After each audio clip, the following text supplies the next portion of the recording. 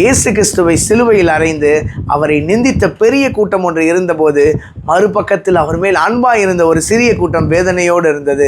Price be to God. கர்த்தருக்கு ஸ்தோத்திரம். யோவான் 19:25 வாசிக்கிறோம், இயேசுவின் சிலுவையின் அருகே அவருடைய தாயும் அவருடைய தாயின் சகோதரியாகிய கிலோயோப்பா மரியாளும் மகதலேனா மரியாளும் இருந்தனர்.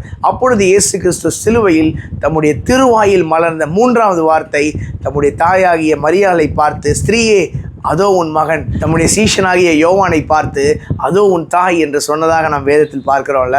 பாவிகளை பரிசுத்தராக மாற்ற உலகத்தில் வந்த இயேசு யோசேப்புக்கும் மரியாளுக்கும் மகனாக பிறந்தார். குடும்ப சூழலில் வாழ்ந்தபடியால் குடும்பத்தின் காரியங்களை நன்கு அறிந்திருந்தார். 30 வயது வரைக்கும் தம்முடைய பெற்றோருக்கு அவர் கீழ்ப்படிந்திருந்தார் என்று நாம் வேதத்தில் பார்க்கிறோம்ல. தன்னுடைய ஊழியத்தை தொடங்கி கானாவூர் கல்யாணத்துக்கு பிறகு தன் தாயை சிலுவையின் அடியில் காணும் வரை இருவரும் சந்தித்து பேசியதாக நாம் வேதத்தில் எங்கும் பார்க்கவில்லை.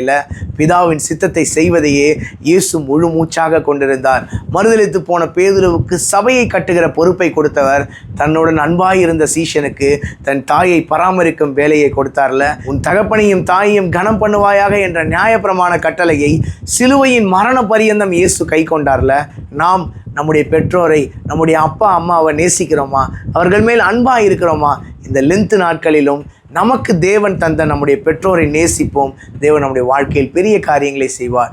என்னுடைய வாயின் வார்த்தை, என்னுடைய இருதயத்தின் தியானங்கள் கர்த்தருக்கு முன்பாக பிரதியாக இருக்கட்டும். கர்த்தருக்கு சித்தமான இன்னொரு வீடியோ பதிவில் நாம் சந்திப்போம். God bless you all. Thank you so much.